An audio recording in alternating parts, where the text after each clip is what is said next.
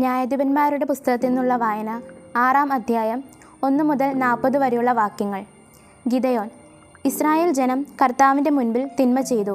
കർത്താവ് അവരെ 7 വർഷത്തേക്ക് മിദ്യാൻകാരുടെ കയ്യിൽ ഏൽപ്പിച്ചു കൊടുത്തു. മിദ്യാൻകാരുടെ കരം ഇസ്രായേലിൻ്റെ മേൽ ശക്തിപ്പെട്ടു.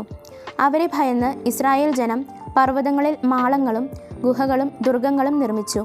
ഇസ്രായേൽക്കാർ വിത്ത് വിതച്ചു കഴിയുമ്പോൾ മിദ്യാൻകാരും അമലേക്യരും പൗരസ്ത്യരും വന്ന് അവരെ ആക്രമിച്ചിരുന്നു.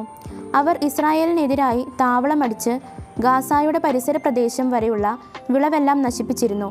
ഇസ്രായേലിൽ ജീവസന്ധാരണത്തിന് ആടോ മാടോ കഴുതയോ ശേഷിച്ചില്ല. അവർ കന്നുകാലികളിലും കൂടാര സാമഗ്രികളിലും ആയി വെട്ടുകിളികളെപ്പോലെ സംഖ്യാതീതമായി വന്നുകൂടി. അവരും അവരുടെ ഒട്ടകങ്ങളും എണ്ണമറ്റവയായിരുന്നു. അങ്ങനെ അവർ വരുന്നതോടെ ദേശം ശൂന്യമാകും. മിദ്യാൻ നിമിത്തം ഇസ്രായേൽ വളരെ ശോഷിച്ചു. അപ്പോൾ ഇസ്രായേൽ ജനം കർത്താവിനോട് സഹായത്തിന് നിലവിളിച്ചു. ഇസ്രായേൽ ജനം മിദ്യാൻകാർ നിമിത്തം കർത്താവിനോട് നിലവിളിച്ചു. അപ്പോൾ ഇസ്രായേലിന് അവിടുന്ന് ഒരു പ്രവാചകനെ അയച്ചു.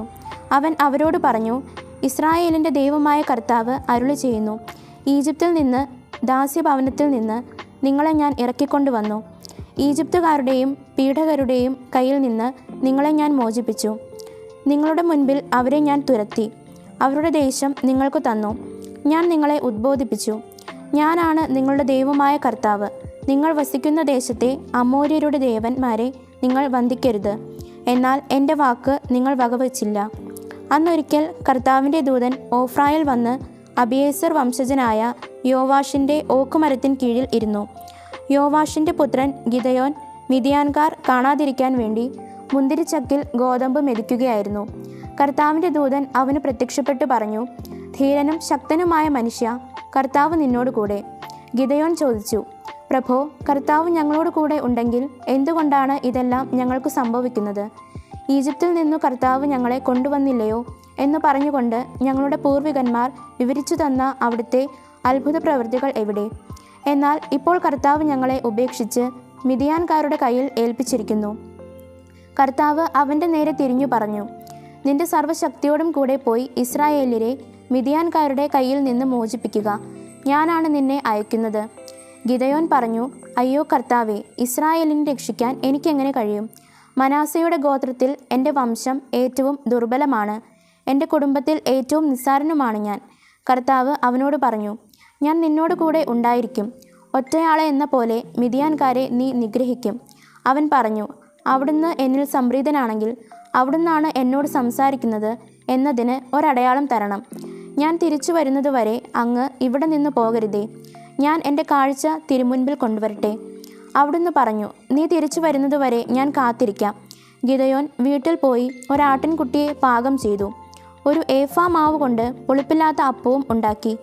മാംസം ഒരു കുട്ടയിലും ചാറ് ഒരു പാത്രത്തിലുമാക്കി ഓക്കുമരത്തിന് കീഴിൽ കൊണ്ടുവന്ന് അവന് കാഴ്ചവെച്ചു. ദൈവദൂതൻ പറഞ്ഞു, ഇറച്ചിയും പുളിപ്പില്ലാത്ത അപ്പവും എടുത്ത് ഈ പാറമേൽ വയ്ക്കുക, ചാറ് അതിന്മേൽ ഒഴിക്കുക. അവൻ അങ്ങനെ ചെയ്തു. അപ്പോൾ കർത്താവിൻ്റെ ദൂതൻ കയ്യിലിരുന്ന വടിയുടെ അഗ്രം കൊണ്ട് ഇറച്ചിയും പുളിപ്പില്ലാത്ത അപ്പവും തൊട്ടു. പാറയിൽ നിന്ന് തീ ഉയർന്ന് മാംസവും അപ്പവും ദഹിപ്പിച്ചു. ദൂതൻ അവൻ്റെ ദൃഷ്ടിയിൽ നിന്നു മറഞ്ഞു. അത് കർത്താവിൻ്റെ ദൂതനായിരുന്നുവെന്ന് ഗിദെയോന് അപ്പോൾ മനസ്സിലായി. അവൻ പറഞ്ഞു, ദൈവമായ കർത്താവേ, ഇതാ ഞാൻ കർത്താവിൻ്റെ ദൂതനെ മുഖത്തോട് മുഖം കണ്ടിരിക്കുന്നു.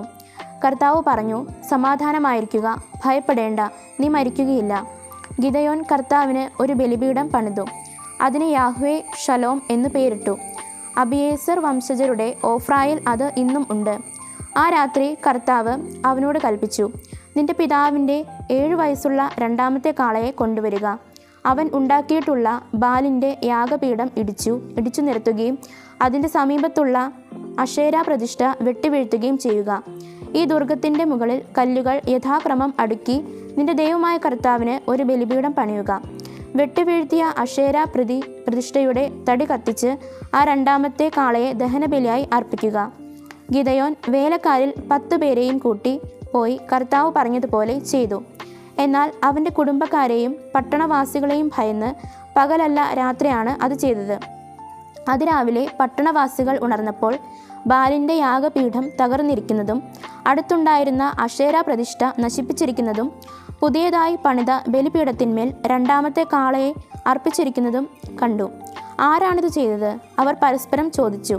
അന്വേഷണത്തിൽ യോവാഷിൻ്റെ പുത്രനായ ഗിദയോനാണ് അത് ചെയ്തത് എന്ന് തെളിഞ്ഞു. അപ്പോൾ പട്ടണവാസികൾ യോവാഷിനോട് പറഞ്ഞു, നിന്റെ മകൻ ബാലിൻ്റെ യാഗപീഠം ഇടിച്ചു നശിപ്പിച്ചു, അടുത്തുള്ള അഷേരായെ വെട്ടിവീഴ്ത്തി. അവനെ ഇവിടെ കൊണ്ടുവരിക, അവൻ മരിക്കണം. തനിക്കെതിരായി അണിനിരന്നവരോട് യോവാഷ് ചോദിച്ചു, നിങ്ങൾ ബാലിനു വേണ്ടി പോരാടുന്നുവോ? അവനു വേണ്ടി നിൽക്കുന്നവരെല്ലാം പ്രഭാതത്തോടെ വധിക്കപ്പെടും. അവൻ ദൈവമാണെങ്കിൽ സ്വയം പോരാടട്ടെ. അവൻ്റെ യാഗപീഠമല്ലേ നശിപ്പിക്കപ്പെട്ടിരിക്കുന്നത്? അവൻ ബാലിൻ്റെ യാഗപീഠം ഇടിച്ചു കളഞ്ഞതിനാൽ ബാൽ തന്നെ അവനെതിരായി മത്സരിക്കട്ടെ എന്നർത്ഥമുള്ള ജറുബ്ബാൽ എന്ന് അവന് പേര് ലഭിച്ചു. മിദിയാൻകാരും അമലേക്യരും പൗരസ്ത്യരും ഒന്നിച്ചുകൂടി ജോർദാൻ കടന്ന് ജസ്രയേൽ താഴ്വരയിൽ താവളമടിച്ചു. കർത്താവിൻ്റെ ആത്മാവ് ഗിദയോനിൽ ആവസിച്ചു. അവൻ കാഹളം ഊതി. തന്നെ പിന്തുടരുവാൻ അബിയേസർ വംശജരെ ആഹ്വാനം ചെയ്തു. മനാസെ ഗോത്രത്തിൻ്റെ എല്ലാ ഭാഗങ്ങളിലേക്കും അവൻ സന്ദേശവാഹകരെ അയച്ചു. തന്നോട് ചേരാൻ അവരെ വിളിച്ചു. അങ്ങനെ തന്നെ ആഷേർ, സെബുലൂൺ, നഫ്താലി എന്നീ ഗോത്രങ്ങളിലേക്കും സന്ദേശവാഹകരെ അയച്ചു. അവരും വന്നു ചേർന്നു. അപ്പോൾ ഗിദയോൻ ദൈവത്തോട് ചോദിച്ചു, അങ്ങ് പറഞ്ഞതുപോലെ ഇസ്രായേലിനെ എൻ്റെ കൈയാൽ അങ്ങ് വീണ്ടെടുക്കുമെങ്കിൽ ഇതാ ആട്ടിൻ രോമം കൊണ്ടുള്ള ഒരു വസ്ത്രം ഞാൻ കളത്തിൽ വിരിക്കുന്നു. അതിൽ മാത്രം മഞ്ഞു കാണപ്പെടുകയും കളം മുഴുവൻ ഉണങ്ങിയിരിക്കുകയും ചെയ്താൽ അങ്ങ് പറഞ്ഞതുപോലെ എൻ്റെ കൈകൊണ്ട് ഇസ്രായേലിനെ അങ്ങ് വീണ്ടെടുക്കുമെന്ന് ഞാൻ മനസ്സിലാക്കും. അങ്ങനെ തന്നെ സംഭവിച്ചു. അതിരാവിലെ അവൻ എഴുന്നേറ്റ് വസ്ത്രം പിഴിഞ്ഞ് ഒരു പാത്രം നിറയെ വെള്ളമെടുത്തു. അപ്പോൾ ഗിദയോൻ ദൈവത്തോട് പറഞ്ഞു, അങ്ങയുടെ കോപം എൻ്റെ നേരെ ജ്വലിക്കരുതേ. ഒരിക്കൽ കൂടി ഞാൻ. ഇനി നമുക്ക് ന്യായാധിപന്മാർ 6-ാം അധ്യായത്തിലെ ചോദ്യോത്തരങ്ങൾ നോക്കാം. ഒന്നാമത്തെ ചോദ്യം, ന്യായാധിപന്മാർ അധ്യായം 6-ന്റെ ശീർഷകം എന്ത്? ഉത്തരം ഗിദയോൻ. രണ്ടാം ചോദ്യം, കർത്താവ് ഇസ്രായേൽ ജനത്തെ മിദിയാൻകാരുടെ കൈകളിൽ ഏൽപ്പിച്ചത് എത്ര വർഷമാണ്? ഉത്തരം 7 വർഷം. മൂന്നാമത്തെ ചോദ്യം, ഇസ്രായേൽ ജനം പർവ്വതങ്ങളിൽ മാളങ്ങളും ഗുഹകളും ദുർഗങ്ങളും നിർമ്മിച്ചത് ആരെ ഭയന്നാണ്? ഉത്തരം മിദിയാൻകാരെ. നാലാമത്തെ ചോദ്യം, ന്യായാധിപന്മാർ 6:5 ശത്രുക്കളുടെ എണ്ണത്തെ സൂചിപ്പിക്കാൻ ഉപയോഗിച്ചിരിക്കുന്ന ഉപമ ഏത്? ഉത്തരം വെട്ടുകിളികൾ.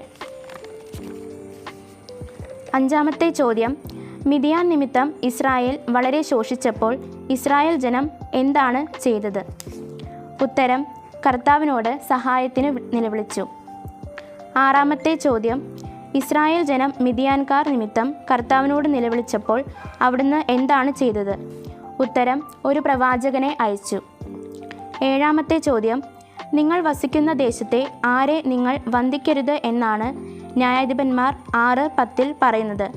ഉത്തരം അമോര്യരുടെ ദേവന്മാരെ.